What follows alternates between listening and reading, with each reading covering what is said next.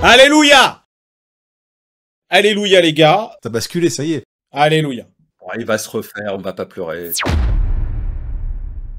Hola hola amigos et bienvenue dans Silicon Carnet, le talk show tech picante, toujours en direct de Paris et je suis toujours dans ma chambre d'hôtel, mais comme vous le voyez, si vous nous avez suivis la semaine dernière, j'ai changé de chambre. Cette semaine, Elon Musk nous a fait son show à Los Angeles. On va revenir sur les annonces de Tesla et surtout sur la vision du futur que nous propose Elon Musk. Je vous préviens, il y a des robots partout. Alors, qu'est-ce que nos invités ont pensé de ces annonces de Tesla et surtout, qu'est-ce que les investisseurs ont pensé de ces annonces? On en parle dans Silicon Carnet. Et puis, on va parler aussi du futur. On va se poser la question du futur de la French Tech. Depuis que Bercy a coupé les vivres, l'écosystème se demande s'ils vont pouvoir vivre sans Chocobéen. Comme disait Warren Buffett, c'est quand la marée se retire qu'on voit ceux qui se baignaient sans slip. Visiblement, c'est l'heure des grandes marées. Et là aussi, on va en parler dans Silicon Carnet. On va vraiment pas avoir le même sens de l'humour, hein.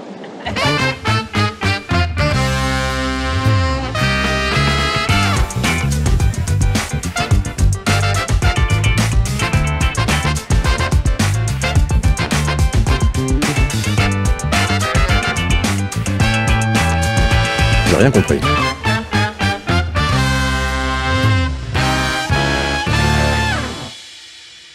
Cette semaine, dans Silicon Carnet, je suis hyper content de recevoir les Daft Punk de la tech. J'ai nommé Damien Douani et Fabrice Epelboin. C'est deux personnes que j'adore parce que je suis fan de leur podcast qui s'appelle Les Éclaireurs du Numérique. Je suis sûr que vous l'écoutez et si vous ne l'écoutez pas, vous devriez l'écouter. J'écoute ça religieusement chaque semaine. Et je suis très content de vous avoir parmi l'équipe de Silicon Carnet. Fabrice, Damien, bienvenue. Écoute, merci. Alors, tu vois, moi, comme j'avais pas de casque, voilà, comme je me suis dit, Daft Punk. Oui, c'est un Daft Punk. J'ai trouvé ça dans la chambre de ma fille, voilà. Au rabais, quoi. Voilà, complètement, oui, ça c'est.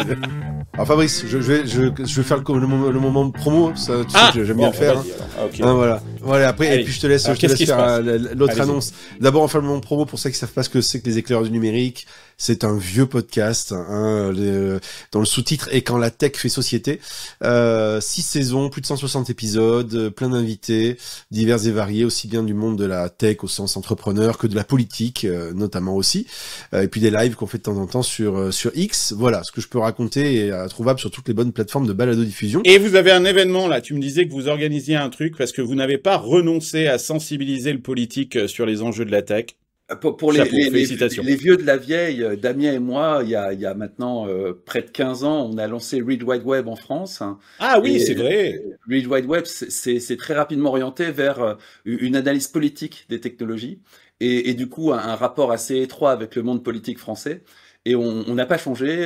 La semaine prochaine, on fait un événement au Sénat à l'initiative de la sénatrice Nathalie Goulet, où on va essayer de faire un retour d'expérience sur tout le drama de Telegram qui a eu lieu en France et qui a suscité et qui a fait couler énormément d'encre, mais au final, on sait pas très bien où on en est. Et pour ça, on a invité un panel d'experts pour venir débriefer auprès de personnel politique. On va parler de tout ça au Sénat. Ça va être très drôle. C'est la deuxième fois qu'on fait un event comme ça au Sénat. On a aussi fait un à l'Assemblée nationale. Et on n'a pas désespéré depuis 15 ans. C'est dire si on est tenace et un peu idiot et naïf. Non mais faites-le parce que très honnêtement moi je le ferai pas donc c'est bien que vous vous y colliez. Donc ça faire ce genre de choses de toute façon. Ouais absolument et c'est vachement bien que vous le fassiez. Donc ça se passe lundi. Alors c'est lundi au Palais du Luxembourg, lundi 21 octobre au Palais du Luxembourg le matin de 9h à midi. Pour ceux qui veulent venir c'est super simple puisque donc il y aura des sénateurs mais c'est aussi ouvert à tous ceux qui veulent venir. Il faut juste en fait passer la sécurité du Palais du Luxembourg et pour cela c'est très simple. En fait il faut envoyer un mail à la sénatrice qui a monté cet événement, Nathalie Goulet. Donc en fait il faut lui envoyer un mail. C'est hyper simple. Effectivement c'est hyper simple. Bon on envoie un mail à Nathalie. Voilà, donc vous pouvez trouver les références sur le X des éclaireurs, mais sinon pour faire très simple, n.goulet, Goulet s'écrit Goulet @sena.fr et il faut lui dire votre nom, votre prénom, où est-ce que vous êtes né et votre date de naissance. C'est pas une blague, c'est ce que demande la sécurité de l'entrée. Voilà. Et notre special guest, il n'est pas au Sénat, il n'est pas sénateur. c'est Mehdi Djabri, le cofondateur de Revo. C'est encore une boîte de AI. Mehdi, je l'ai connu à San Francisco et puis le Covid est arrivé et il s'est barré. Il a décidé de rentrer en France. Il a lancé sa nouvelle aventure poussé par l'élan de la French Tech, et il a obtenu tout, il a tout obtenu, les statuts de JEI, de CEI, bref, tout, quoi. Et ben maintenant, il a un peu la gueule de bois, il va venir nous en parler. En tout cas, on est content de t'avoir, Mehdi, dans Silicon Carnet. Ça va? Tu déprimes pas trop? Merci, Carlos. C'est un plaisir de te voir. Non, on n'est pas déprimé. Quelles que soient les décisions prises, on va s'adapter comme à chaque fois, bien sûr. Mais c'est quand même important d'en discuter en profondeur parce que je pense qu'il y a certaines décisions qui ne sont pas forcément de bonnes idées. Ouais. Supprimer le GEI, par exemple, on va en discuter. Mais ouais, ravi d'être avec vous et ravi de creuser le sujet. On va en parler ensemble. On risque de pas être d'accord, hein, je vous préviens, hein, Mehdi. Mais bon, je sais pas ce qu'en pensent les autres. Mais c'est un vrai sujet et c'est un vrai débat. Et on en parlera dans la deuxième partie de cette émission. Merci de nous regarder. Vous êtes toujours de plus en plus nombreux sur YouTube. Les 2 dernières émissions ont cartonné. Je sais pas si vous les avez écoutées, les gars. Mais alors, ça a eu un effet. J'ai écouté celle sur la dernière sur Zuck.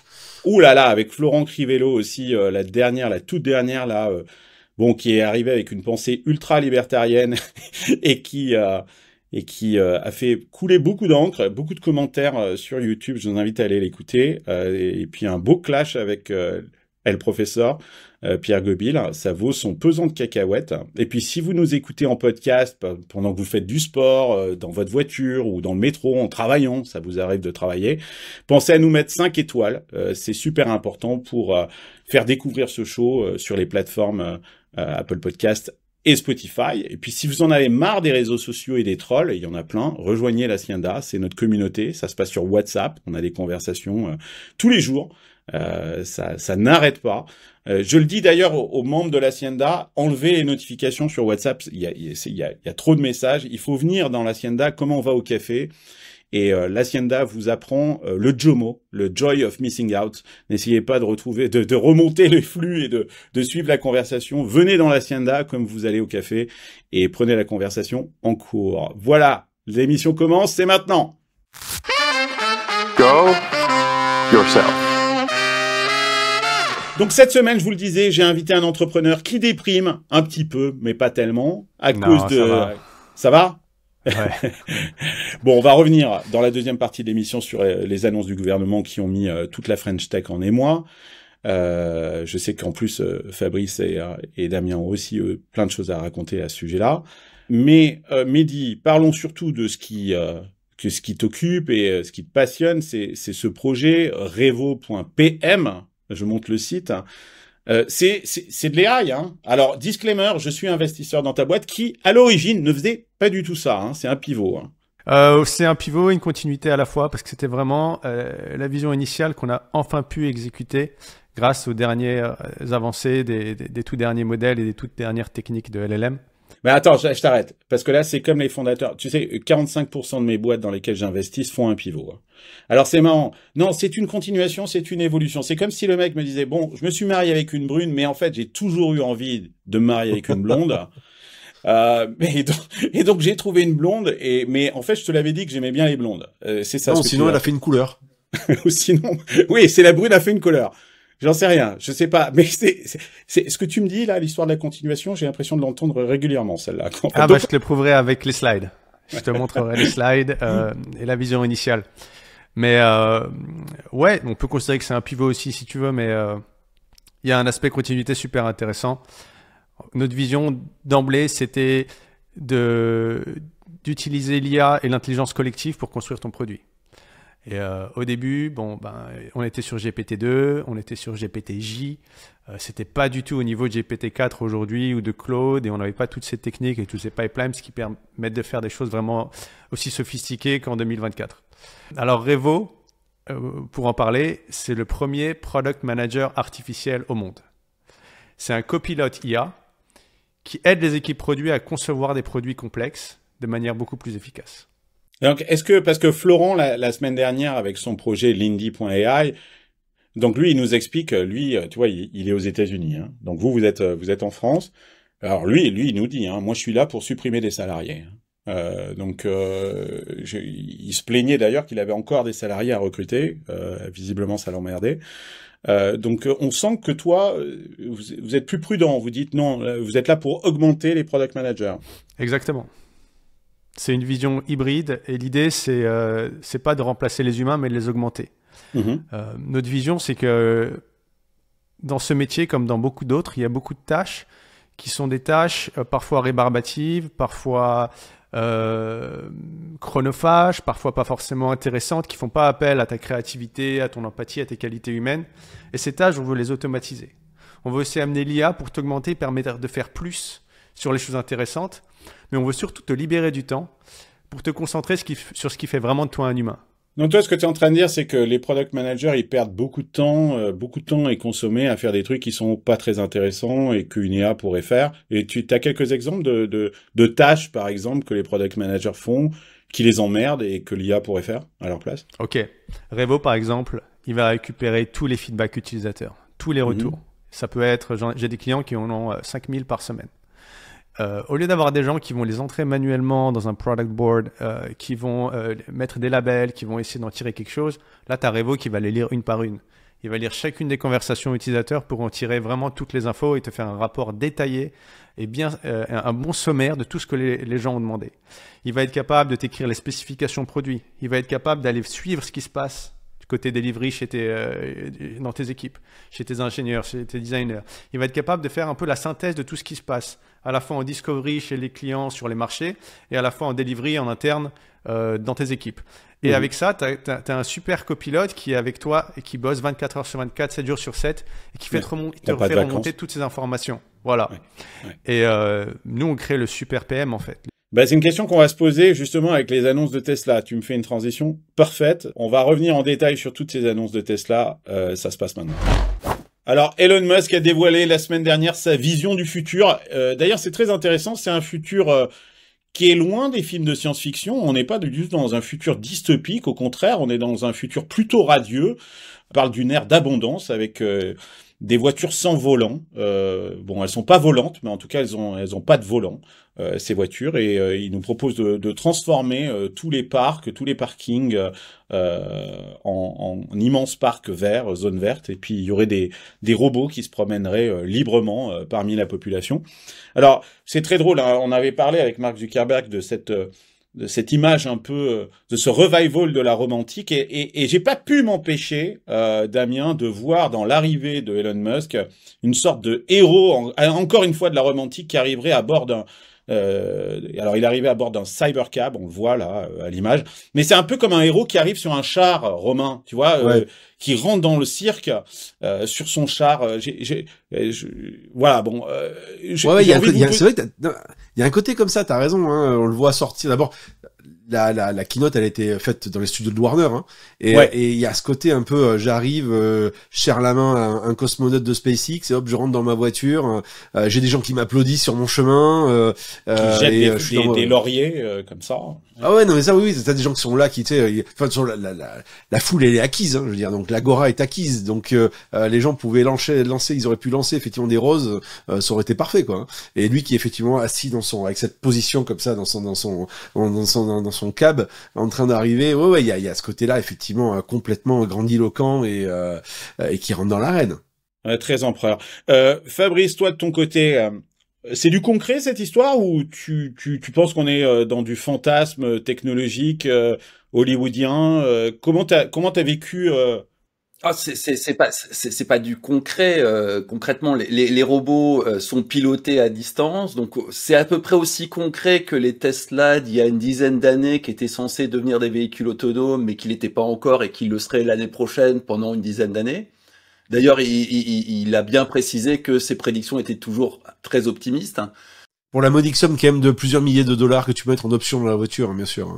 Ouais, mais ça c'est du marketing. Mais concrètement, on a vu des robots qui un jour ou l'autre deviendront vraiment autonomes, mais qui ne le sont pas pour l'instant, et donc qui ont une utilité relativement restreinte aujourd'hui. On a vu ce qui est probablement le plus concret, c'est ces voitures autonomes qui au passage sont très jolies. Alors que les Tesla sont pas forcément extraordinaire en termes de design automobile. Là, le format vraiment petit de la voiture la rend particulièrement mignonne. Et c'est vrai que c'est le Graal de la voiture électrique. C'est là où l'industrie automobile européenne va s'apercevoir que l'enjeu, c'est absolument pas de faire des voitures électriques. L'enjeu, c'est vraiment de changer radicalement la façon dont on se déplace. Et notamment, et là, pour le coup, j'ai vraiment été déçu, le rapport de propriété à la voiture. Ouais. Alors on va revenir sur le modèle économique. J'ai plein de questions à te poser là-dessus, Fabrice. Alors là, pour le coup, pour moi, c'est la grosse déception. Les robots qui sont pas autonomes, bon, je m'y attendais un peu honnêtement. Mais finalement, c'est la même chose que les Tesla autonomes d'il y a 10 ans. On sait que ça viendra. On sait pas très bien quand ça viendra, selon Elon Musk, d'ici 2 ans, mais on peut imaginer 5 à 10. Ouais, le véhicule autonome, clairement, il est plus très loin. La problématique actuelle est plus de l'ordre de la régulation. Le bus autonome, dont le design est fantastique, on le croirait sorti de Metropolis. J'adore le design, même si c'est un prototype et vraisemblablement il n'est pas capable de passer un dos d'âne. Donc il est infoutu de passer un dos d'âne, c'est évident. Ouais, la version finale sera forcément très différente. Mais le design du prototype est vraiment fantastique. Et là encore, on a potentiellement une vraie révolution dans la façon de déplacer les individus. Donc pour moi, c'est les deux vraies annonces de ce salon. Le robot, c'est vraiment un teaser. C'est pas rien de plus qu'un teaser. L'autre élément amusant, c'est que c'est extrêmement foutraque. C'est totalement foutraque. On avait une conférence Apple. C'est quoi foutraque? Ça veut dire quoi foutraque? C'est bordélique. C'est pas une organisation extrêmement léchée. Attends, c'est l'extrême inverse d'Apple. Oui, exactement. Je voulais vous faire cette remarque. Moi, j'ai regardé toute la conférence. Alors, quand j'ai vu la vidéo sur YouTube, 1h30, non, je me suis dit, waouh, c'est hyper long. Mais en fait, non, ça dure 20 minutes. Le speech de Elon Musk, il a duré 20-30 minutes. Et après, derrière, c'est, bon, allez, maintenant, on fait la fête. Et on vit la fête pendant 1 heure. On est là, on voit effectivement ces voitures se déplacer. Ça, c'est, comme tu le disais, Damien, ça s'est passé dans les studios de la Warner. À LA, on voit les robots danser, on vit les réactions des gens, mais les annonces, 20 minutes, pas plus. En fait, l'idée, c'est de montrer, il y a 2 trucs. D'abord, l'idée, c'est de montrer, ce côté fête, c'est de montrer aussi que, voilà, c'est la vision du monde et elle est joyeuse. Elle est positive. Ouais, c'est ça. Voilà, exactement. Et puis aussi, on peut faire cohabiter des robots avec des humains. Le robot, il te sert une bière, il fait ça avec les doigts, etc., etc. Même s'ils sont télécommandés ou autre, de toute façon, on le sait. Google a déjà faké ses démos. Spot de chez Boston Robotics, c'était aussi faké. Enfin, c'était commandé. Donc bon, voilà, on n'est plus à ça. Après, moi, ce que je note, 2 trucs. Un, tu parlais du van Fabrice. Et en fait, le van, c'est assez amusant parce que c'était quand même un des projets qu'avait Apple avec le projet Titan. Ouais. Qu'avait présenté d'ailleurs Johnny Ive à Tim Cook, qui lui-même avait faké le truc, mais pour l'immerger, l'idée d'une sorte de van sans pédale, sans volant, et pour transporter des gens. Voilà, et donc bon Apple a complètement merdé le truc sur Titan, il savait pas où il voulait aller.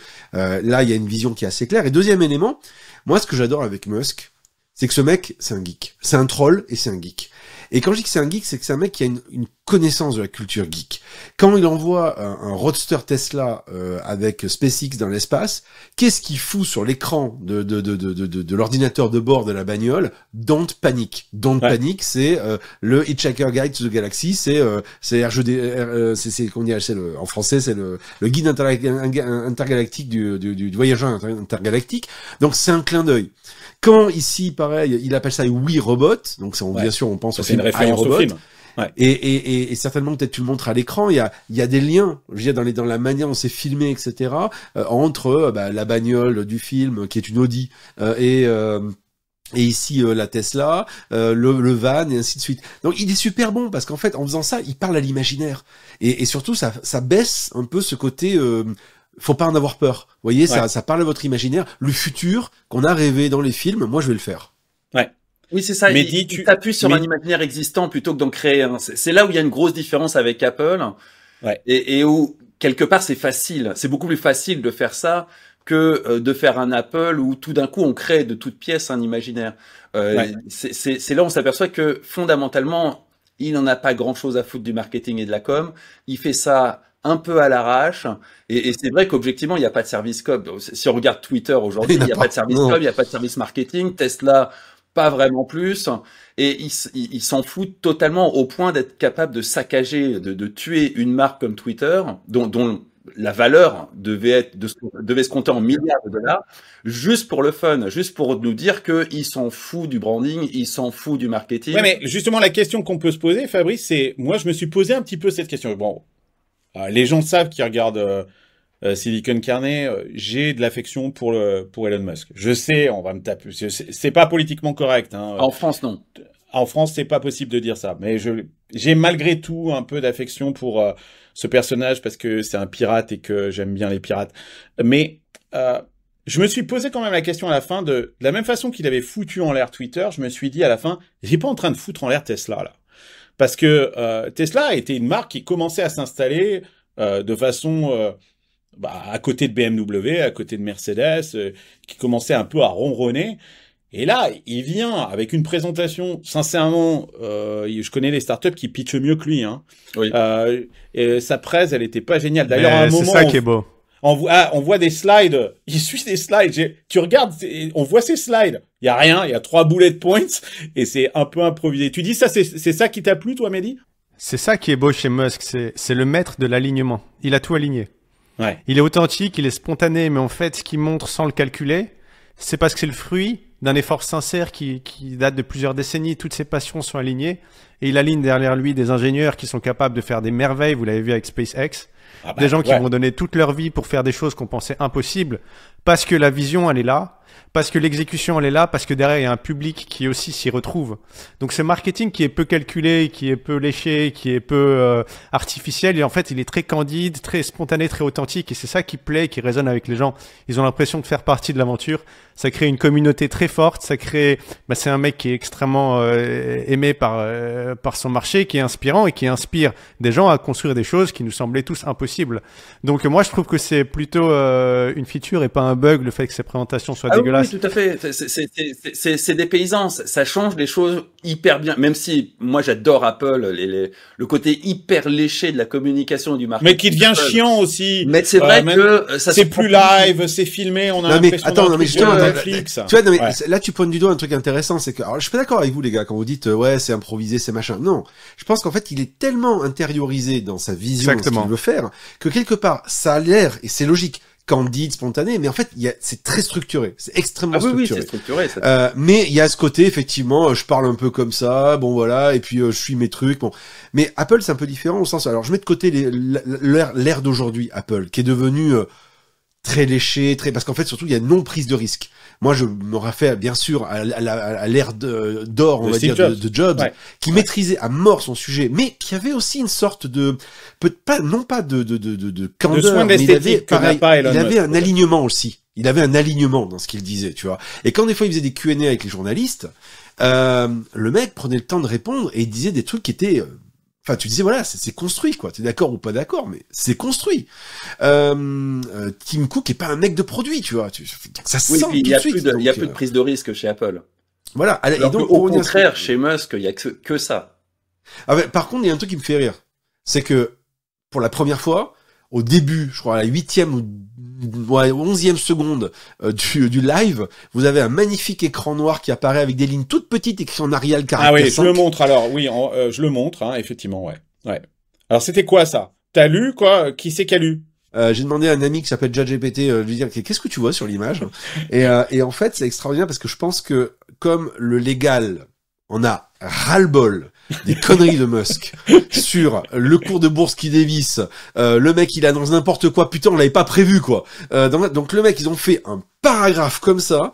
Alors c'est en fait ce qu'ils appellent j'adore, ils appellent ça une déclaration prospective ou dans a forward-looking statement où en gros le texte est un texte pour dire bon les gars, c'est pour vous dire que c'est ceinture, bretelle, parachute, parce que tout ce qu'il va dire, c'est peut-être pas vrai, ça arrivera peut-être pas, on sait pas, mais voilà, on est blindé. Ouais. Allez-y, et maintenant, asseyez-vous dans le fauteuil et enjoy. Voilà. Et en gros, c'est ça l'histoire, quoi. Ce qui est très intéressant dans ce que tu dis là aussi, c'est que, et pour faire écho à ce que disait Mehdi, c'est la séquence d'événements. On a ce show la semaine dernière, qui est clairement sorte de vision du futur. C'est un film aussi, hein. Un film autoproclamé, une direction qui veut faire prendre à Tesla, un virage qui fait prendre à Tesla. Et quelques jours plus tard, il y a cet exploit de SpaceX, qui là, par contre, c'est pas une déclaration, c'est une preuve que Elon Musk est capable de réaliser des prouesses technologiques. Et quand on met en perspective ces deux choses, je pense qu'effectivement, ça, c'est pas du tout improvisé. C'est voilà où est-ce qu'on va, et SpaceX vous montre que je sais faire je sais malgré tout délivrer de la technologie. Et voilà. Petit détail amusant, dans la biographie de Musk, on parle de ce choix de faire ce lanceur et rattrapeur de fusées. Et c'est un choix qui a rencontré énormément d'opposition dans l'équipe d'ingénieurs de SpaceX. Musk était à fond pour cette solution. Évidemment, il n'a pas le niveau technique. Il a le niveau technique pour discuter avec ses ingénieurs, mais pas pour exécuter concrètement un truc aussi dingue.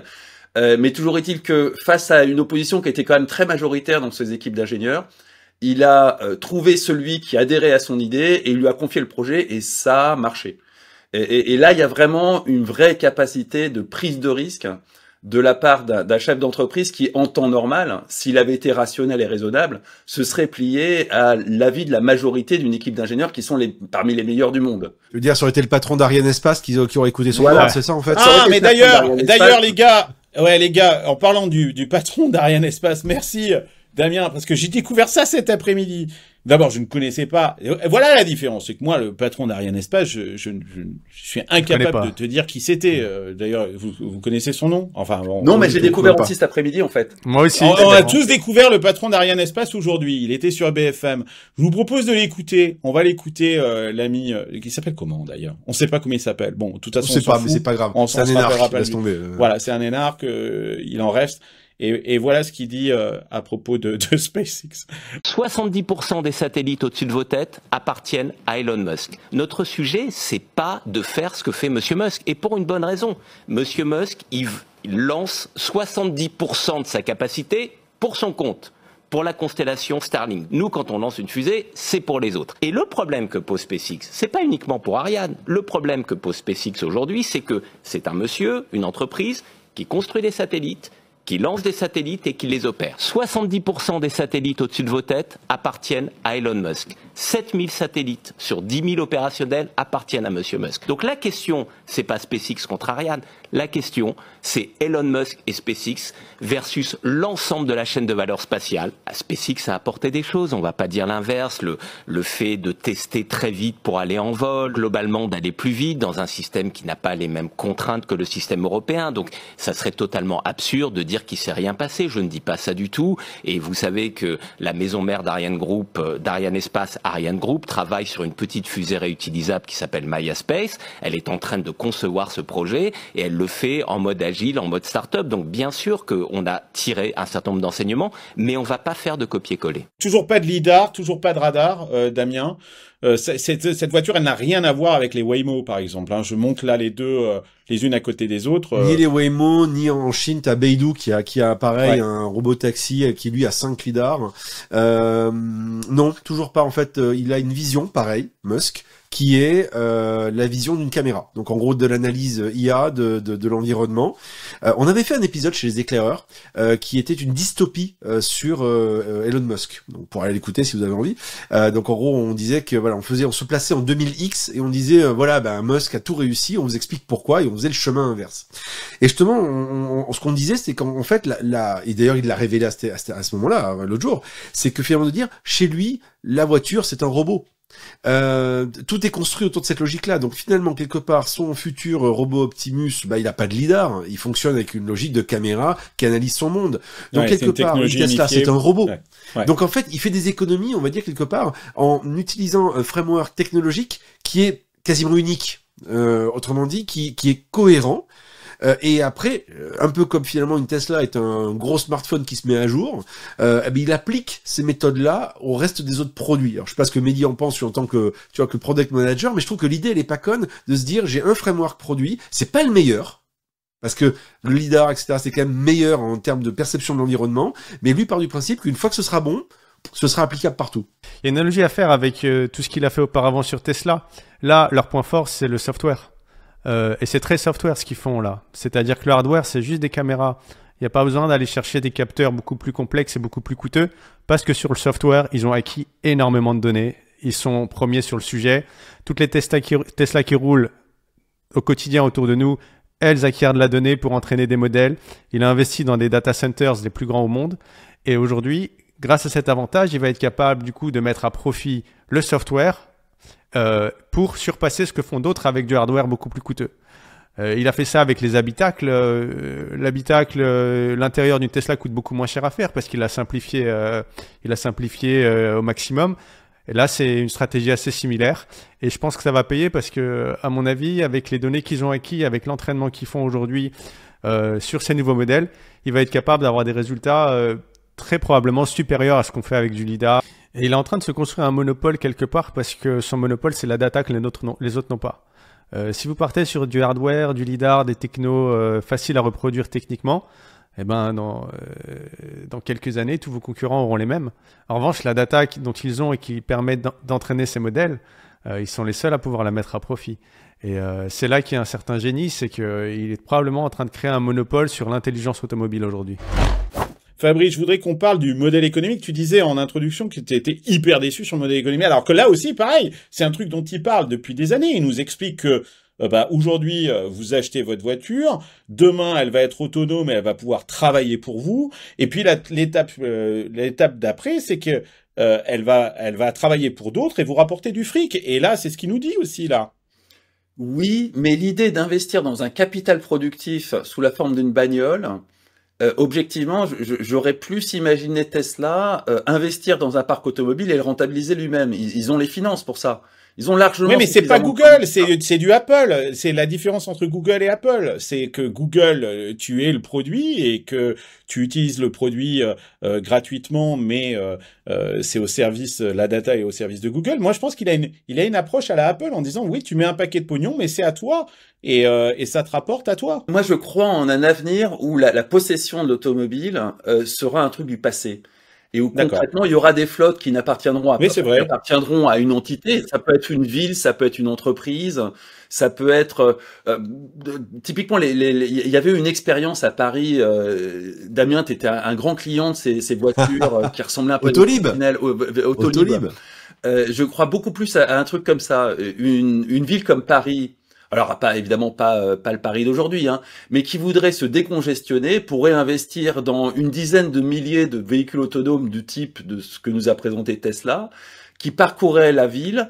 On achèterait des forfaits à hauteur de 49,99 € tous les mois, qui nous permettraient d'avoir un certain nombre de déplacements, et si on les dépasse, il y a un extra. Et c'est comme ça que moi j'envisage l'avenir de la circulation dans les. Ouais, mais ça c'est ta vision gauchiste. Je suis désolé. Ouais, c'est vrai que c'est gauchiste. C'est un côté kolkhozien là. Parce que là, ce que Musk il dit à sa communauté, qui le soutient et qui vraiment lui a permis d'amener Tesla où il est aujourd'hui, c'est de dire, je vais vous faire croquer les mecs, vous allez pouvoir faire c'est ça, vous faire gagner de la thune. À 30 000 €, tu vas vaguement rentabiliser un capital. Il y a mieux comme investissement. Bah, faut voir l'histoire. En tout cas, l'histoire, c'est que tout le monde peut profiter. On va pas forcément centraliser tout ça. Et tous les fans de Tesla qui portent la marque avec énormément de passion depuis les débuts, aujourd'hui, le message que tu leur donnes, c'est on va faire ça ensemble, les mecs, et vous allez croquer avec moi. Ouais, mais Carlos, t'as une Tesla, toi. Ouais. Tu la passerais à un inconnu comme ça qui l'ouvrirait avec son smartphone pour l'utiliser pendant 1 heure? En fait, Fabrice, ça existe ce modèle, c'est le modèle de Drivey en France. Oui, complètement, c'est le modèle de Drivey, mais Drivey, très ou de Turo, l'essentiel du parc automobile de Drivey, c'est de la Peugeot de base, c'est vraiment de la voiture qui n'a pas de valeur affective, qui ne coûte pas bien cher, ou très concrètement, si on te l'abîme, c'est pas un drame. Ouais, mais Fabrice, tu peux dire exactement la même chose. Cette question se posait. C'est intéressant ce que tu dis. C'est la question auquel tout le monde aurait répondu non avant Airbnb.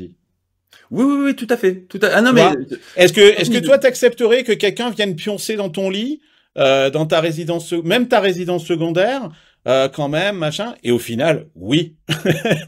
Un autre prérequis pour que ça marche, tout ça, c'est quand même la paix sociale, un environnement où les gens acceptent d'avoir des voitures qui roulent toutes seules. Absolument. On a vu des voitures Waymo se faire défoncer par des foules à San Francisco, taguées en live avec... T'as le type qui est assis dans la Waymo et t'as le type et t'as deux types qui taguent pendant que le client est à l'intérieur. Une fois qu'on aura des villes qui seront massivement équipées de ce genre de bagnole, la fluidité du trafic, l'absence de pollution fera que la valeur elle sera absolument évidente. Alors, et la sécurité. Le fait que ça soit et la sécurité, mais la sécurité avec les bagnoles c'est pas un enjeu majeur dans les centres urbains. L'enjeu majeur il est plutôt au niveau de la pollution et des embouteillages. Les embouteillages, à partir du moment où l'essentiel de la flotte est connecté, on peut y dire adieu, et ça peut se gérer de façon quasi parfaite. Et la pollution, non pas qu'elle disparaît, mais elle est ailleurs. Et en l'occurrence en France, comme c'est du nucléaire, en tout cas, elle n'est pas carbonée. Donc on aura des avantages qui seront considérables. Autre moment phare de l'événement, c'est ces robots humanoïdes Optimus de Tesla. Là, pour le coup, on se serait vraiment cru dans un film de science-fiction. Ils sont arrivés, là, on aurait dit l'attaque des clones. C'était assez impressionnant. Je vous montre les images si vous nous regardez sur YouTube. Et ce qui était encore très impressionnant, c'est non seulement ils étaient là, ils bougeaient, ils pouvaient se mouvoir parmi la foule, mais les gens étaient en capacité d'interagir avec eux, et voilà ce que ça donnait. Je vous propose de regarder cette petite vidéo et cette interaction entre un robot et un humain. Optimus. It's insane, it's even talking. Hi to my friend John. John? Where's John? Right here. Oh, hello John. How are you? How are you doing? That's crazy, I'm talking to a robot. From San Jose. Probably from where you were born in Silicon Valley. Wonderful. Where do you live in San Jose? Do you live in Almond Valley or do you live in Santa Teresa area? No, I live in Los Gatos. Los Gatos. Oh, wonderful. Very nice area. Where do you live? Beautiful hiking I hear out there. There is. Where do you live? I live in Palo Alto at the current moment. Figures. Yeah, this is awesome. That's where they train us, that's where we get our builds, and that's where we work with a wonderful group of people. What's the hardest thing about being a robot? Trying to learn how to be as human as you guys are. And that's something I try harder to do every day, and I hope that you will help us become that way. Well, awesome. Nice to meet you, Optimus. Bon, on s'est quand même vite aperçu que derrière ces robots, il y avait des êtres humains qui les pilotaient et que on n'est quand même pas, c'est pas demain la veille qu'on va voir ce genre de choses totalement autonomes. Pour moi, on est un peu dans la même situation que les Tesla d'il y a une dizaine d'années, quand Musk nous annonçait que l'année prochaine, ça allait être totalement autonome. Mais ce qui est marrant, Fabrice, c'est qu'il y a eu un moment, effectivement, peut-être pendant quelques heures, 2 heures, où tout le monde a cru que non, c'était vraiment des trucs qui n'étaient pas du tout téléopérés, jusqu'à ce que, ce qu'on avait, oui, c'est ça, c'est Damien, on a envie, quoi. Il y a je ne sais plus quel ponte un ancien TechCrunch, je ne sais plus qui a posé la question à un robot, et le robot lui a répondu très clairement. Donc, il y avait oui, je l'ai la vidéo, on l'écoute. Je vous montre la vidéo, c'est justement cette vidéo où, effectivement, un membre du public a posé la question, est-ce qu'il était téléopéré? Et la réponse ne laisse pas trop de doute par rapport à ça. I know this guy wants to go to Mars. Yep, it's on my shirt. What can I get you? I'll have the watermelon too. Watermelon? Coming right up.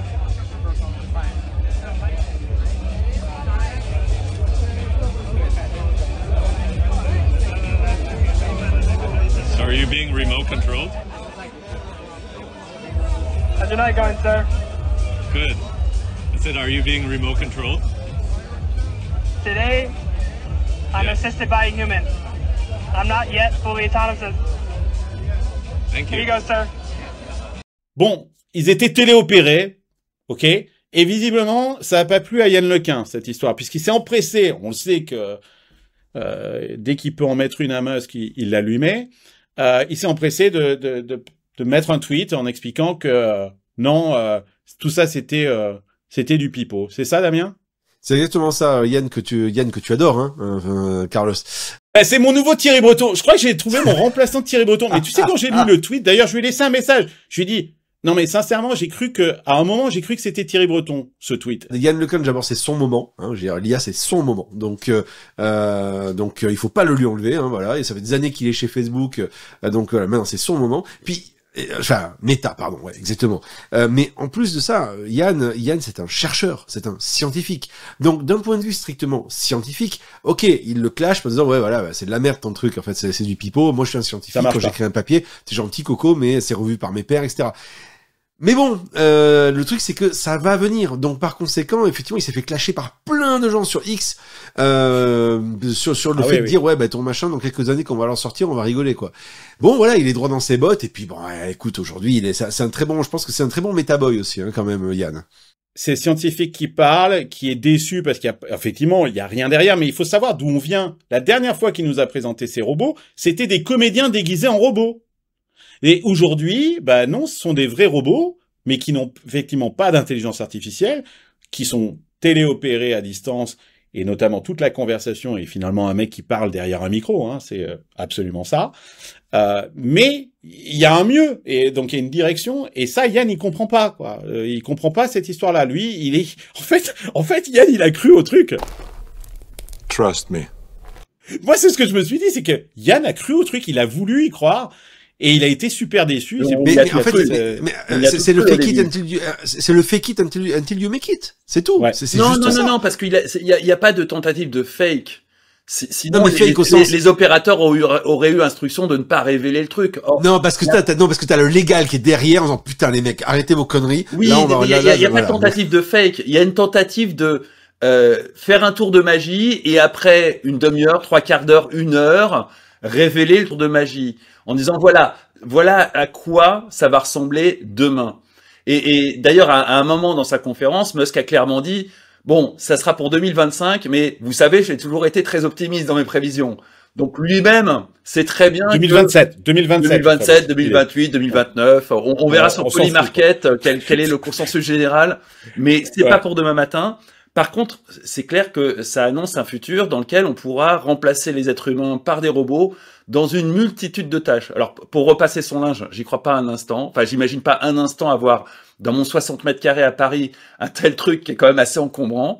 Par contre, c'est clair que dans des usines où il y a énormément de main-d'œuvre, oui, c'est clair qu'il va y avoir un nombre d'usages de ces machins absolument colossal. Bah ouais, c'est la dichotomie qu'il va y avoir, parce que est-ce que les gens sont prêts à accepter les machines à l'usine? Ils l'ont toujours été. Il y a des machines qui ressemblent pas loin de ça chez Amazon aujourd'hui. On est habitué aux robots depuis l'époque de Charlie Chaplin, même si ça n'avait pas la même tête. En revanche, dans la vie de tous les jours, dans le quotidien, chez soi et dans la rue, ça, c'est un nouveau monde qui s'ouvre à nous. L'autre chose que je voulais souligner, qui est importante, c'est que on présente que, ok, c'est remote controlled et que c'est peut-être cosmétique, mais enfin, faut pas oublier que derrière, le hardware est extrêmement sophistiqué et que c'est une vraie prouesse technologique d'avoir des mouvements aussi fluides et un robot aussi bien fait. C'est pas facile à faire, même remote control. C'est hyper impressionnant. Je rappelle que Cruise était remote control aussi, hein, ces voitures autonomes qui ont été suspendues à San Francisco parce qu'il y a eu un accident, parce que le mec qui était en remote control a dû s'endormir, hein. C'est ça qui a dû se passer. Elles étaient aussi remote control. Ouais. Et l'autre point à souligner, c'est que tout ce qu'on imagine que ça va faire, techniquement, il n'y a aucune barrière théorique, il n'y a aucune technologie qui n'existe pas aujourd'hui. Ça sera de l'entraînement du LLM, ça sera de la vision. Tout ça, moi, quand j'utilise l'Optimus pour le contrôler à distance, je l'entraîne en même temps. Et avec suffisamment de data, Optimus, il va tourner comme on nous le montre ici, aussi bien, vu que les mouvements, la fluidité des mouvements et le langage et les tâches qu'on lui demande de faire, on a déjà prouvé avec OpenAI que c'était possible. Avec notamment la boîte d'un concurrent qui s'appelle Brett Adcock. Ils ont réussi à prouver énormément de points qui valide ce qu'on est en train de voir aujourd'hui et qui maintenant reste à exécuter. Et peut-être que la plus grosse barrière, elle sera sociale, elle sera logistique et elle sera juridique. Oui, c'est pour ça que je pense que dans un environnement industriel, il y a un avenir phénoménal pour ces robots qui peuvent remplacer une multitude de choses, mais qui sont pas des robots spécialisés comme on en trouve chez Amazon, hein, qui font une chose, qui font très bien, mais qui font une chose. Là, on peut avoir une usine dans laquelle on a une flotte de ce type de robots qui vont changer de fonction au gré des besoins en production. Dans un environnement quotidien, je pense qu'il y a une barrière culturelle qui va être très différente d'une culture à l'autre, mais qui va être très importante dans tout un tas de cultures. Au Japon, typiquement, semblerait que ça pose moins de problèmes que dans d'autres cultures. Et en même temps, curieusement, le Japon a un vrai problème de confiance vis-à-vis de l'intelligence artificielle. C'est étonnant, mais il y a très peu de confiance envers l'IA au Japon, alors que parce qu'elle est américaine. Parce qu'elle est américaine et qu'elle n'a pas les valeurs culturelles japonaises. Et puis il y a un deuxième élément, c'est qu'il y a sur l'objet, pour faire très vite, sur la robotique au Japon, il y a c'est shintoïste. En fait, il y a la notion d'âme, si tu veux, dans les objets, c'est ça de base. Ouais. Donc sur le robot en lui-même, Astro, tu vois, c'est un petit enfant et il sauve le monde. Ou t'as les Gundam avec un humain dedans, c'est Goldorak. Et si tu veux, t'as toutes ces dimensions-là qui sont positives. Ouais. Et donc le robot, en plus, il est vu, parce que ça fait des années qu'il travaille, ça fait 20 ans qu'il bosse là-dessus, en anticipation du fait qu'il y aura pas assez de gens jeunes pour s'occuper des vieux. Donc il y a tout ce travail-là. Nous, en Occident, on a la vision de Terminator ou de Robocop. Alors attendez, j'ai une thèse ultra conspirationniste. Ah boy. Qui explique d'ailleurs pourquoi Elon Musk soutient Trump. Et ces robots vont complètement dans cette direction. C'est qu'en fait, ce que Musk il veut remplacer, c'est les migrants. Et vous voyez pourquoi est-ce qu'il soutient Trump?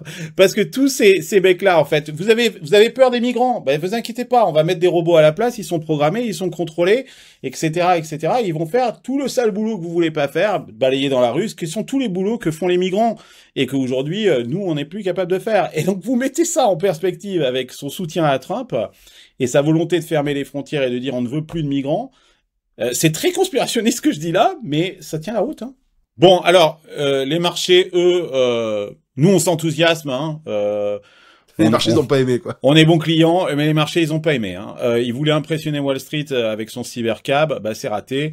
Ils ont pas du tout mordu à l'hameçon, les investisseurs. Le lendemain de l'annonce, je vous montre là, c'est la correction. Les actions de Tesla ont plongé de 8,8%. Au passage, hein. Un plongeon de 8,8%, ça veut dire quand même qu'un Elon Musk, sa fortune est rognée de 15 milliards, hein. Donc, c'est pas neutre. La valorisation de Tesla, bah, elle a perdu 67 milliards de dollars en 24 heures. C'est énorme, hein. 67 milliards, c'est la valeur totale de General Motors ou Ford, hein. Donc, il va se refaire, non, on va pas pleurer. Grosse correction. Ou alors, oui, exactement, on peut se dire ça, c'est que c'est le moment d'acheter. Si vous croyez à cette vision-là, à cette vision qu'on vous propose du futur, bah, et peut-être que effectivement c'est le moment. C'est arrivé auparavant, hein. Quand il a acheté Twitter, ils ont baissé de 65%, c'est remonté entre-temps.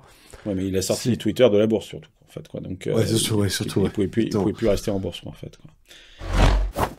Je le disais en introduction, c'est la douche froide pour la French Tech. Bercy a frappé fort avec l'annonce d'un plan économique qui, selon certains, menacerait sérieusement et intégralement l'écosystème des startups françaises. Alors, je vais pas vous passer tout en détail, je suis sûr que vous l'avez déjà vu, suppression du JEI, du dispositif Jeune Entreprise Innovante.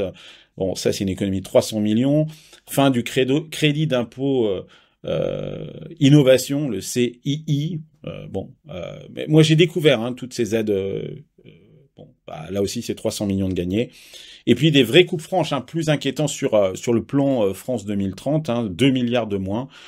Le plan France 2030, il passe de 7,7 milliards à 5,8 milliards. Bon, voilà. Et on ne sait pas ce qui va se passer avec le crédit d'impôt recherche. Mais bon, là, je les croise tous. Là, je suis à Paris, entrepreneurs, investisseurs. Là, tu leur mets une olive, ils pressent à froid, hein.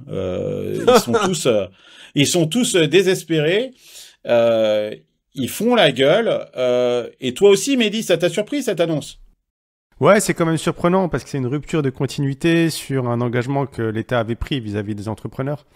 C'est-à-dire que c'est un plan sur 7 ans à la base. Donc toi, quand tu fais des prévisions, tu planifies ton business plan et du jour au lendemain, tu te retrouves à payer tes salaires 20% plus cher. Mehdi, moi il y a un truc. Alors peut-être que je suis devenu un affreux libertarien.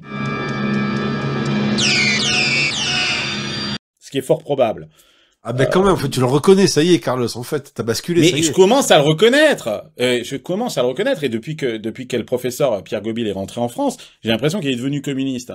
Mais comment est-ce que vous pouvez faire confiance et bâtir une stratégie de boîte sur des annonces politiques? Moi, je me dis, mais quelle naïveté vous pouvez avoir. Mais c'est pas des annonces politiques, c'est un cadre. C'est un agenda sur 7 ans, juridique. ils vont s'y tenir. Mais depuis quand les politiques tiennent leurs promesses? Mais c'est comme si la Californie augmentait les taxes, les sales tax. Et c'est pas pareil. Mais les États-Unis, on est en France. Hein. Depuis quand les politiques tiennent leurs paroles, enfin? Les marchés attendent en tout cas qu'il y ait une certaine stabilité. Les marchés vont te foutre une raclée. T'as pris une dette colossale. On est à 2 doigts d'être la Grèce. Hein. À la différence que le FMI prévient haut et fort qu'ils n'ont pas les moyens de sauver la France comme ils ont pu sauver la Grèce. Donc ça permet déjà de relativiser parce que c'est un petit problème par rapport à... C'est un épiphénomène par rapport au problème financier colossal face auquel est la France. Pour l'instant, les agences de notation sont pas trop méchantes parce que Macron est encore en place. Mais si demain Macron saute et qu'on va dans je ne sais quelles aventures, et on sait très bien de quelles aventures sur quelles aventures on va dérouler en France, c'est la Grèce. Les marchés vont dévisser. C'est la Grèce ou le Venezuela. Et la France va dévisser. Donc, il faut quand même relativiser les petits problèmes de la Startup Nation. C'est clair. On est face à potentiellement un cataclysme financier pour la France. C'est pour ça que je dis qu'on va s'adapter parce que c'est pas grand-chose par rapport aux problèmes auxquels fait face la France aujourd'hui. Ça, c'est certain. En revanche, si on parle de French Tech, moi, je trouve que ces 10 dernières années, la France avait fait un superbe travail. J'ai quitté la France en 2011 pour entreprendre aux États-Unis. Je suis revenu en 2019 et j'ai trouvé un superbe écosystème. J'étais vraiment impressionné par l'énergie, par le cadre juridique, par le cadre économique qui a été créé autour des startups. Et ça m'a encouragé parce que j'ai longtemps hésité entre monter la boîte aux US ou en France. On a les deux, on a la succursale aux US que j'en et pense, la maison mère en France. Moi, j'ai été le premier à t'engueuler, à te dire. Ah ben moi j'ai voulu être patriote et j'ai voulu y croire. Mais moi aussi je suis patriote. Non mais t'as pas le droit, ça, Mehdi. Ah ça t'as pas le droit. T'as pas le droit de me dire. Dis-moi. T'as tous les droits. Mais c'est bien que tu le dises. Parce que souvent, on me taxe de French bashing et on me dit, d'ailleurs, le premier à l'avoir dit, c'était justement Mélenchon, à l'époque des pigeons, qui m'avait traité de fuyard, délocalisateur, anti-patriote, etc. J'ai eu le grand honneur de me faire insulter par Mélenchon à l'époque des pigeons. On se croirait au comice agricole ou à la fête de la chambre de commerce de Tulle. D'autant que cet homme-là est un conspirateur, là. Celui qui parle, c'est celui qui a monté cette opération Pigeon. C'est un fuyard, un délocalisateur. Mais c'est l'argument qu'on me dit, on me dit, toi t'es pas patriote. Mais, alors que, merde, je m'emmerde toutes les semaines à vous parler en français, c'est clair, de la moi, tech. Je suis d'accord avec toi. Tu vois ce que je veux dire? C'est très patriote ce que tu fais, je trouve. Mais ce que je voulais dire, c'est que j'ai trouvé un écosystème dans lequel j'ai eu envie de participer parce que j'ai trouvé ça vraiment bien. Mais moi, j'ai l'impression d'y participer, mais depuis là-bas. C'est ça la différence, c'est qu'on n'a pas besoin d'être en France. J'ai un passeport français, mais j'ai pas besoin d'être physiquement en France manière, pour participer et contribuer à l'écosystème. C'est pas tout à fait pareil. J'ai rien à gagner. À distance, la mécanique, tu t'investis pas en France. Je veux dire, tu payes pas tes impôts en France. Enfin, je veux dire, il y a une mécanique qui est quand même différente. Là, le fait est que ce dont on parle, c'est le fait qu'il y avait un système qui avait été mis pour amorcer une pompe et essayer de la maintenir. Ce que dit Mehdi, ce que je comprends, c'est il y avait un écosystème qui a été construit. Là aujourd'hui, est-ce que siffler la fin du jeu, ça veut dire la fin de ça? Si tel est le cas, ça veut dire que finalement c'était un château de cartes. Mais bien sûr, c'est que cette French Tech, c'était d'ailleurs ils vous l'avaient prévenu. Regardez le logo de la French Tech, c'était un origami. Ils vous avaient prévenu. Ils vous avaient prévenu que tout ça était en carton-pâte. Ils ont même été jusqu'au logo pour vous le dire qu'en fait. Et pourtant vous y avez cru. Mais Mehdi, t'en penses quoi, toi? Tu penses vraiment que tu penses vraiment que, et c'est vraiment une vraie question, j'ai pas la réponse, c'est, tu crois vraiment que, le fait en gros, qu'il y a eu des mauvaises habitudes qui se sont prises, finalement, pour arriver à maintenir le système? Honnêtement, je pense qu'il y a eu, en parallèle de la French Tech, et ça représente une proportion pas négligeable, quelque chose qui s'apparente aux junior entreprises de quand on était gosse, qui s'est transformé en je monte ma start-up après mon école de commerce sur le dos de la BPI avec les financements publics. J'ai vu un nombre de startups où la seule ambition réelle, c'était bon, ça va peut-être marcher, mais dans la réalité concrète des choses, je vais m'amuser à pitcher pendant 1 an ou 2, à accumuler des cartes de visite, à me faire un network pour me trouver un boulot sympa dans une grosse entreprise. Considérable. Et tout ça, c'était quand même payé par la Banque publique d'investissement. Donc, il y a eu énormément de dérives dans cette French Tech. Et il y a eu des choses très intéressantes au milieu de tout ça. Mais il y a eu des gros scandales et énormément de dérives. Et je pense vraiment, j'ai passé 1 an à Station F, un nombre de startups considérable qui était juste le fruit de gamins qui sortaient d'école de commerce, qui comprenaient pas particulièrement la tech, qui avaient pas un amour particulier pour la tech, mais c'était le truc du moment, et qui se disaient, et ils avaient raison de le faire, et ils ont eu raison de le faire. Je monte une application qui n'a pas vraiment sens, qui répond tous les trucs qu'enseignait Oussama, j'identifie un pain et je trouve une solution. Je vais pitcher, et parce que je suis brillant, parce que je suis intelligent, je vais être repéré par des grandes boîtes dans des et parce que je suis blanc, et parce que je sors des quartiers ouest parisiens, et parce que j'ai fait les bonnes écoles. Ça c'est le résultat du filtre des écoles de commerce. Hein. C'est pas le résultat final. C'est pour ça qu'effectivement, au final, tu as une prédominance de mâles blancs. Mais très concrètement, c'était des gens qui faisaient une moitié de pitch, et l'autre moitié, c'était se faire identifier comme un potentiel intéressant par des grosses boîtes pour ensuite, une fois que ma startup plante, se faire embaucher par ces grosses boîtes. Et ça a marché. Ils ont eu raison de le faire. Il y avait une opportunité, ils s'en sont saisis. Mais c'est pas pour autant des vraies startups. Et ça, t'en as eu énormément. Est-ce que c'est une bonne chose au final? On parlait beaucoup de la France dans les années 2000-2010 comme un pays qui manquait d'esprit entrepreneurial, de prise de risque, etc. Est-ce que là, ils n'ont pas encouragé des gens à prendre des risques et à faire des choses? Des dérives dans les financements publics, on en aura toujours. Trump, un de ses arguments il y a quelques années. Ça va vite se tarir, ça, les dérives dans les financements publics, là. Non, mais je veux dire, c'est impossible de filtrer à 100% sur la qualité des projets financés. Un des arguments de Trump, il était en froid avec Elon Musk il y a quelques années, et il se plaignait que SpaceX et Tesla étaient financés par l'argent du contribuable américain et qu'ils étaient hyper subventionnés. C'était un des arguments de Trump à ce moment-là. Donc oui, c'est pas réaliste de dire que toutes les subventions vont être bien appliquées et bien réparties, comme toute répartition centralisée et publique. On a financé des gens qui sortent d'écoles de commerce. Moi, j'étais Zuckerberg, il était drop-out, les mecs de YouTube aussi. J'ai rempli des dossiers de financement de la BPI et j'étais fasciné à quel point c'était quand même du blabla. Aujourd'hui, je le ferai avec ChatGPT. C'était du blabla qui était même pas sans parler des cabinets qui prenaient 10% de la somme pour monter un dossier. Je m'en passais parce que culture Sciences Po, tu sais très bien remplir ce genre de blabla, il y a pas de souci. Mais fondamentalement, c'était une barrière à l'entrée pour les ingés qui eux ne savaient pas se démerder avec ces trucs-là. On aurait dû, dans un monde idéal, on aurait dû privilégier des cursus d'ingénieurs pour monter leur... Ça, c'est un problème français, peut-être, c'est la prépondérance du littéraire face au scientifique. Ouais, mais tout à l'heure, vous parliez du DG d'Ariane. Le DG d'Ariane, c'est un littéraire. Non, mais c'est pas le problème. Je suis littéraire. C'est pas un problème d'être littéraire. C'est vachement important d'être littéraire. C'est pas ça le problème. Le problème, il vient pas et regarde, on a parlé d'Yann Lequin, de la réaction de Yann Lequin. Quand Yann Lequin a cette réaction, il a absolument raison sur la partie technique et scientifique. Il a absolument raison. Mais c'est pas la question. On est en train de faire du business. Et donc, tu vois, c'est cet ingénieur français qui comprend pas le business.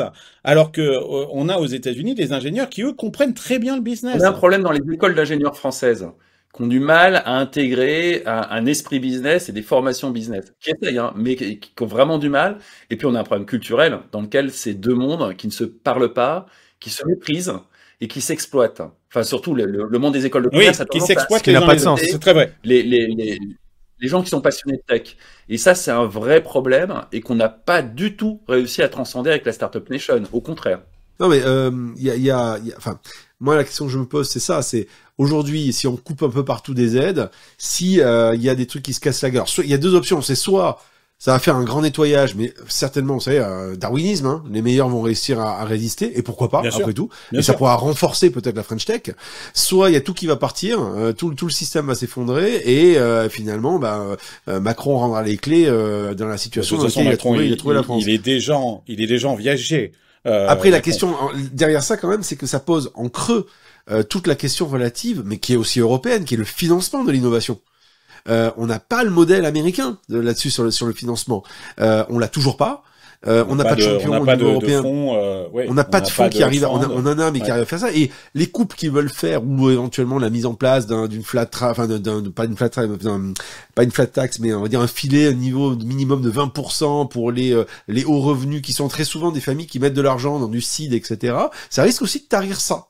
C'est le double effet qui se coule, hein. Je vous rappelle, il y a l'imposition des très riches, qui effectivement sont les business angels qui financent. C'est-à-dire que, effectivement, les startups risquent de se payer beaucoup plus de taxes qu'elle ne payait et voir le coût des salaires augmenter, mais de façon colossale. Et de l'autre côté, les très riches, ces business angels qui finançaient, qui étaient LP dans des fonds ou qui faisaient du business angeling, ben, eux aussi, ils vont être découragés de le faire parce qu'ils vont être aussi taxés. Donc, il risque d'y avoir un double effet qui se coule. Non, mais est-ce que ça va pas coûter plus cher au final à l'État parce qu'au final, tu crées du chômage, il y a des emplois qui se créent pas, il y a des gens qui partent, il y a un brain drain, une fuite des talents.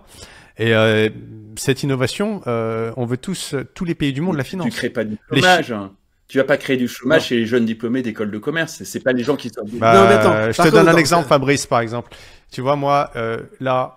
J'ai un poste à pourvoir et il vient du jour au lendemain de coûter plus de 20% plus cher du jour au lendemain. Et mes salaires existants coûtent aussi plus cher. Donc tout d'un coup, tout le monde coûte plus cher. À la base, moi, on m'a dit, OK, tu peux rester en France, c'est bien, on a JEI, tu vas pas payer de charges patronales.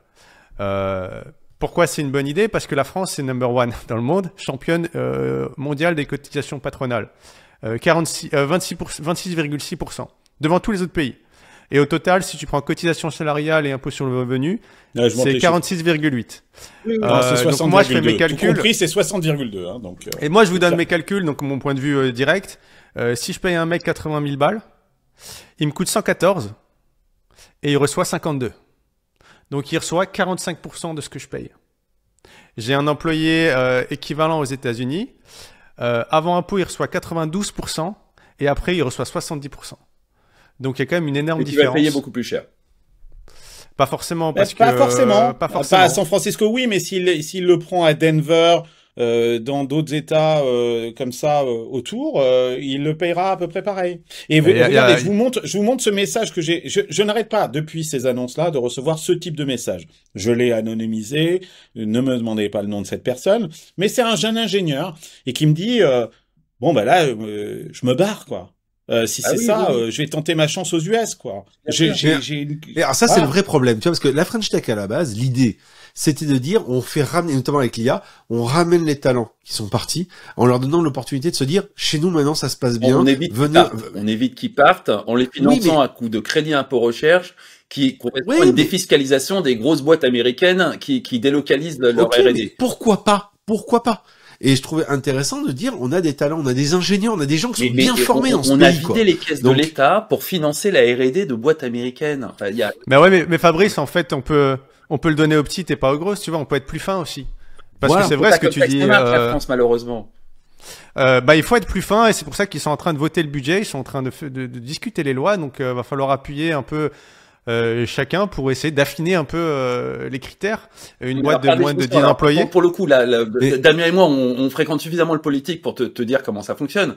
Les petits qui effectivement bénéficient. Si on avait du crédit impôt recherche uniquement pour des boîtes de moins de 10 personnes, ça fonctionnerait très différemment.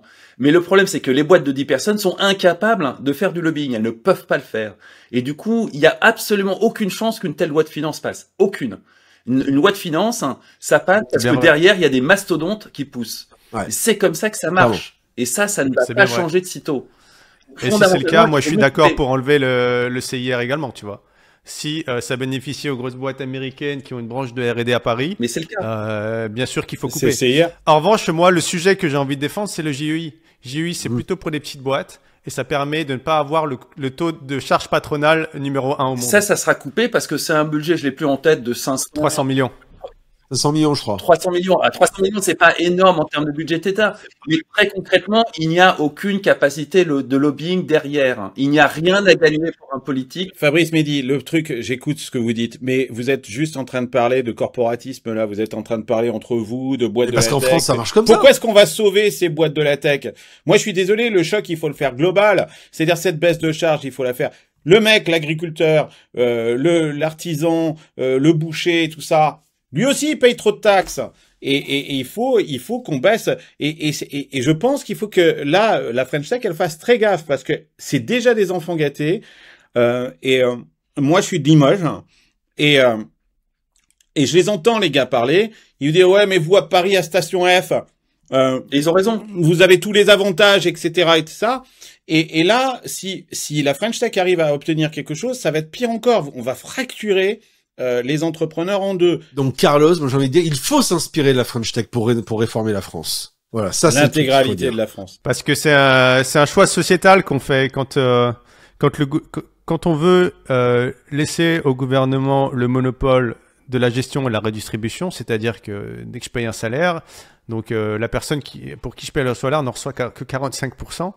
Ça veut dire que 55% va à l'État et on attend de l'État qu'il fasse quelque chose de positif, de juste et de bien calculé avec. Donc on accorde une confiance immense à l'État. Fais gaffe, tu vas devenir libertarien, Mehdi. Tu vas te faire... je te jure. Fais gaffe. Moi, je me barre vendredi, je repars pour SF, hein, ça va. Mais après 7 ans aux États-Unis, tu vois quand même la beauté du système social français. Tu vois... C'est clair. Le manque les grandes inégalités qu'on voit là-bas, que tu vois beaucoup moins ici. Tu vois qu'il y a quelque chose de beau qui a marché et qu'on doit essayer de continuer de faire marcher, mais il faut que ça soit raisonnable, il faut que ça marche en fait. Et là, en ce moment, ça marche pas. Donc un système social de redistribution, oui, mais pour partager des richesses, faut les créer d'abord. Ouais, parce que si on n'est pas capable de les créer, si on n'a pas un écosystème et un cadre économique qui permet aux gens d'entreprendre et de créer de la richesse, il y aura rien à partager pour personne. Et le partage, franchement, quand c'est bien fait, c'est beau parce que ça crée une société harmonieuse et ça permet, justement, nous, on a tous créé ça grâce à l'école, grâce à l'infrastructure, grâce à la santé. Alléluia! Alléluia, Mehdi. Alléluia. Bon, on termine là-dessus parce que... Non, mais c'est beau. Non, mais Mehdi, très honnêtement, je suis entièrement d'accord avec toi. Il faut d'abord permettre de créer de la richesse. Il y avait Jean de la Roche-Brochard dans une émission de Silicon Carnet. On parlait des boîtes à impact qui disait un truc très très vrai. Je ne sais pas si on peut retrouver l'extrait. Il disait « Je connais beaucoup de gens très riches qui sont devenus philanthropes. Mais je ne connais pas beaucoup de philanthropes qui, tout d'un coup... se sont mis à devenir riches, quoi. C'est-à-dire que pour être philanthrope et pour pouvoir partager sa richesse propre, il faut déjà la gagner et il faut permettre aussi effectivement qu'on la gagne. Bref, alléluia les gars. Non, je sais pas ce que ça va donner à la fin. Je pense que c'est une leçon. J'espère qu'on va en faire quelque chose. Mais je pense que les prochaines années vont être un petit peu compliquées pour ces enfants gâtés dont tu parlais, Fabrice. Mais bon, à la limite, voilà, les touristes, la saison estivale est terminée. Vont rester que les locaux, les gens qui sont là pour les bonnes raisons. Et qu'est-ce qu'ils vont faire? Ils vont préparer la prochaine saison et on reverra les touristes arriver quand le beau temps sera de retour. Bon voilà, c'est la fin de cette émission. N'hésitez pas à nous faire tous vos commentaires sur YouTube. Moi j'adore lire vos commentaires. Il y a quelqu'un cette semaine qui s'excusait, qui me disait j'adore Silicon Carnet, je vous écoute toutes les semaines, mais je suis pas d'accord avec ce que vous avez dit. Mais c'est génial de pas être d'accord. Ne soyez pas d'accord avec nous. Faites vos commentaires, engueulez-nous, c'est ça qui est top. Merci de nous écouter. Vous êtes de plus en plus nombreux. En podcast aussi, le Silicon Carnet maintenant fait partie du top 5 des podcasts tech françaises. C'est vraiment super. Et donc, un merci à tous, à ceux qui sont abonnés aussi à la newsletter. Vous êtes de plus en plus nombreux à nous rejoindre aussi dans l'Hacienda. C'est notre communauté. On a organisé un dîner avec les membres de l'Hacienda pas plus tard que la semaine dernière. C'était super sympa de se retrouver aussi dans la vraie vie. La semaine prochaine, un invité. Je serai de retour à San Francisco. Donc du coup, j'ai invité un Frenchie de SF. Non, il n'est pas entrepreneur cette fois-ci. Il est investisseur. Il s'appelle Gabriel Jarosson. Et on parlera ensemble, je ne sais pas de quoi encore. Voilà, c'est fini pour cette semaine. Hasta luego, amigos. Bye bye.